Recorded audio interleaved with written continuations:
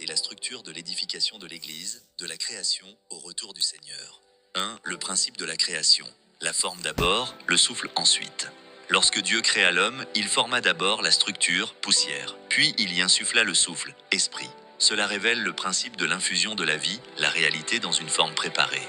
Contrairement aux autres créatures, l'homme a reçu la vie même de Dieu. Ce principe est constamment répété à chaque transition d'époque. 2. Répétition des transitions, l'arche et le temple.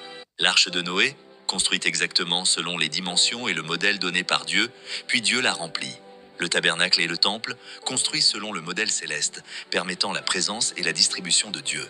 La vision du temple d'Ézéchiel, escalier, chambre, porte, complexe mais ordonné, la purification et le discernement s'y produisent graduellement. 3. L'incarnation dans le Nouveau Testament.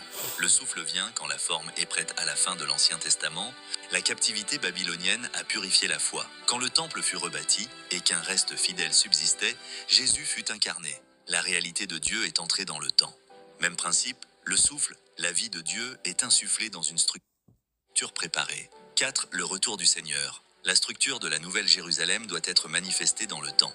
La réalité de la Nouvelle Jérusalem est déjà accomplie dans les cieux. Le retour du Seigneur n'a lieu que lorsque cette structure est reflétée dans l'Église sur la terre. S'il n'y a pas de structure, ou si l'Église est divisée, la distribution est faible, et la préparation pour le retour est incomplète. 5.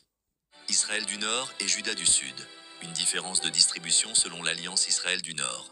A rejeté le tabernacle et le sacerdoce, ne pouvait recevoir que la distribution limitée des alliances d'Abraham, d'Isaac et de Jacob.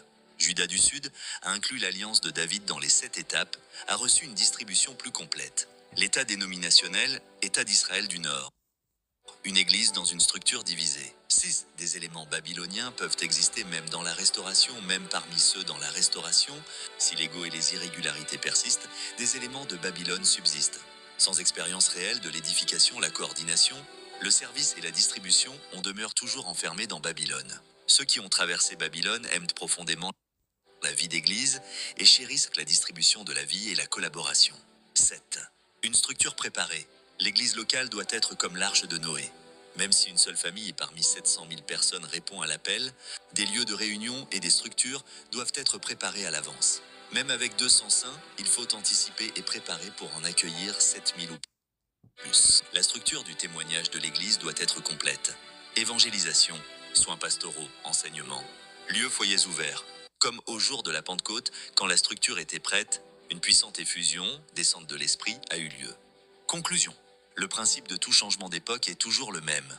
La forme, la structure d'abord, le souffle, la distribution ensuite. Le retour du Seigneur et la distribution plénière de Dieu viennent à travers une seule structure de l'Église. En quittant Babylone et en préparant une vie d'Église édifiée dans un seul corps, nous pouvons vraiment préparer le retour du Seigneur.